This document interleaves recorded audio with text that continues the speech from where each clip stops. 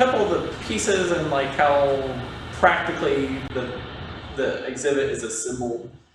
So let's talk about this piece here. And first off, it's a little bit, we were sitting in front of like a couple of 2D pieces. This one has a couple of different materials going on, and very different materials than like paintings that you're painting on the wall. So you want to talk a little bit about practically like how you got this and how you assembled it, and then some of the concerns that you had, like weight on the wall, that sort of thing. Absolutely. One, all the works before they get to the museum and what the juror is actually seeing and kind of dealing with is just a computer screen. So they are taking the pictures of. So this was on the studio wall, on a white background, so it was a different color even of sorts. But one thing that's very clear was that this was upwards of 50, 54, 56 bricks on plain shelves of glass, multiple shelves, I think 6, 7, 8, 9, 10, 11 there. So one, I first because I was like, oh, well, one, that's real heavy. Two, that's going to be on our soon-to-be 100-year-old walls in the Reece Museum, that the structure turns 100 next year. And that I would be the one physically doing it too, so as with everything. But the artist actually drove this in, Lake Newton from Memphis, drove this particular work in, so that is one of the best things that, particularly for intricate works, that it's almost a godsend of sorts to actually have the person who created it, handling it in front of you, you kind of see how to appropriately work with these bricks. Then conceptually, these bricks in themselves are a historical artifact of sorts. The early 1900s is when they were created. Even there's evidence of fingerprints that you can see on a number of the bricks. And just like cracking, just general wear and tear that you expect on a 100-plus-year-old brick. But like anything else that comes in, it's like we have to make sure that they're safe. There was 6 left over just in case, hand of plane of glass that are completely wrapped up and stored away. So he actually did say if he was preparing for accidents, which that's a good way to not have accidents, is just do everything you can for it. But yeah, this is and two, it commands a lot of again, when I mentioned anchor pieces, this is very much an anchor piece, more or less because of the size. And then also due to the colors of our walls, which are affectionately named Kingsport Gray. That's the Sherman-Williams code that they use. I thought would be kind of like dull the work. So I offered to paint behind to kind of create a little bit more contrast. And it was presented on a white background. So that's why this one, along with a few others, I don't want to say they were given special consideration. It was given consideration just as any other artist, but with the luxury of the person driving it in, working with me. And then physically, I read his very thorough instructions, like to credit to many of the artists who have intricate works. In many cases, you get pages of images and they should really be writing things for IKEA. It's so easy to do. And I put more screws in than I needed to put in. I put anchors in at certain points. So again, working with these walls for 8 years was a plus. So. And then other art, what it's being flanked by, 2D works, that was a simple bit of measuring and driving a nail and or screw. So those are very much what you consider. And some artists are more, have hanging apparatus and things like that. And then I just have the challenge of working with the actual wall, where things go, or dealing with other things like light switches or what have you. And then just aesthetically too, like you mentioned, you've got kind of a dull brick and then a dull wall. So you've got the background behind it, which makes it pop, but then it's flanked with a pretty colorful piece on its right, and then 2 pieces over, very colorful piece there. So you can see how aesthetically, some of those choices are coming together to combine like art and exhibition, and then concept, and then each piece is talking about very different topics and things. So very much so. And again, that's the concepts bounce around across the whole spectrum. But yeah, you're correct. And it's like, how do I you know, you give some things a break. Sometimes you would think, oh, I need some quiet, some space. Well, we didn't have the luxury of space, so to give this kind of neutral earth tone piece a break, you give it some earth tones with a lot of color. So yeah, right, nail on the head for that. But Lake Newton's great-great-great-grandfather was responsible for the establishment of Money, Mississippi, which is in southern Mississippi.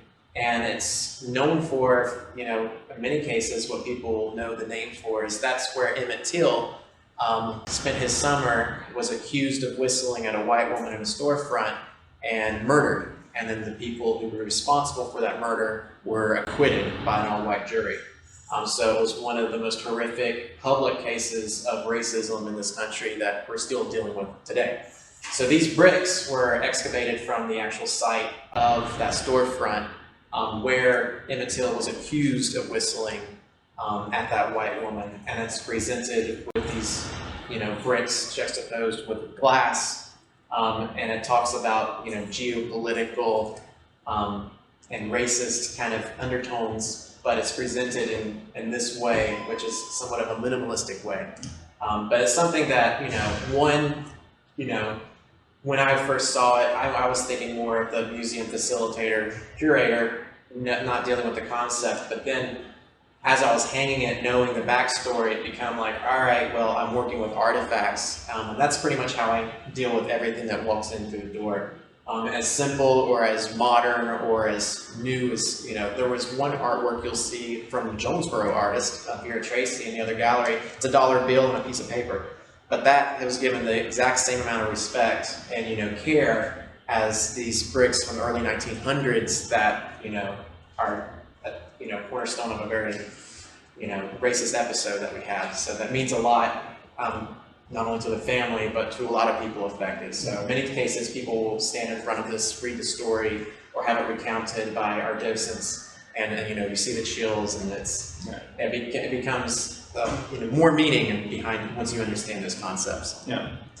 But excuse me, you mentioned the artist came in with this one and sort of, you know, provided instructions, but you put it together. Let's look at one of the more intricate pieces, I guess, which you did not assemble. The artists themselves assembled this one, but it is really good to go from this to our next piece that we're going to look at in terms of just the scope of the exhibit, but also the different types of materials that you see in these sorts of exhibits and the different ways that these exhibits come together.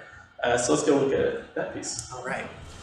All right, I'm going to stand here. All right, so if you're just looking behind me compared to what was behind us in that last thing, very, very different. Very not minimalist, I guess. So tell us about this piece and what's going on here. Yes, this is a work entitled We Are Not the Same, or excuse me, We Are Not Same, by So Choi out of Blacksburg, Virginia. So it involves facial recognition, and it, you know, it's just kind of what it is. It's talking about identity and how we are this, you know, this AI very much kind of recognizes what everyone has as far as typical facial structures and what it's looking at. And it evolved out of a self-portrait project for the artist. But one, too, is just the intricacies of the physical piece, with it being this grid structure. If you look at the profile, it's the profile of a human face with the cheekbones and the nose kind of jutting out. Where you're kind of getting perspective right now, it very much just looks like a grid. And of course, if you stand in front of it, it recognizes the one's face, and it's kind of picking up Joe there as well.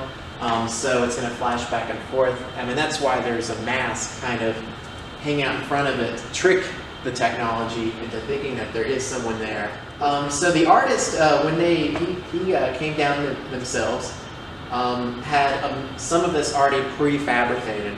But the only thing I provided was the space, the walls, the pedestal, and I had even extra sets of drills and tape out, but So had pretty much everything ready to go, including the projector and everything else. So we used some of our older pedestals that you can drill straight into. I provided some black velvet to keep the aesthetic of everything 2D. But again, the only thing we do every morning and evening is turn the remote on and off. And if something were to happen, if we had a power outage, the artist even set it up to where that he could VPN and from remote fix any sort of technical issue, which, knock on wood, has not occurred yet. So it was very much plenty of instruction, plenty of help, but very much a hands-off. I was here and available. I was actually hanging and working on Lake Newton's and others when he and his partner here were putting everything together. So yeah, and it's been kind of one of those more interactive. 3 years ago we had a VR headset, and so this is kind of akin to taking technologies that are very much on the forefront of today.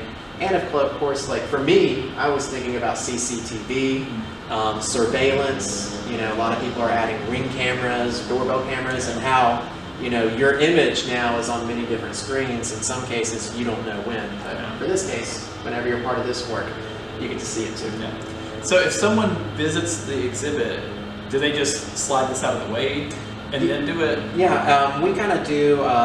We have many folks who come in have the benefit of our student workers giving them a little bit of an intro. Okay. And they're encouraged to interact with the few interactive pieces. And we let them know about the TV, you can turn it up and down. This work, if you remove your mask, you're able to interact with the self-portrait. There's three other works in the other gallery that encourages people to use their hands and touch and to explore some aspects of the work. So this one doesn't necessarily have instructions, because ideally you wouldn't be wearing a mask and you would walk into a space and then boom, it's a little bit of a surprise. So it's kind of a little bit of a compromise because it's part of a group show. And of course the lighting would be much more dramatic, you know.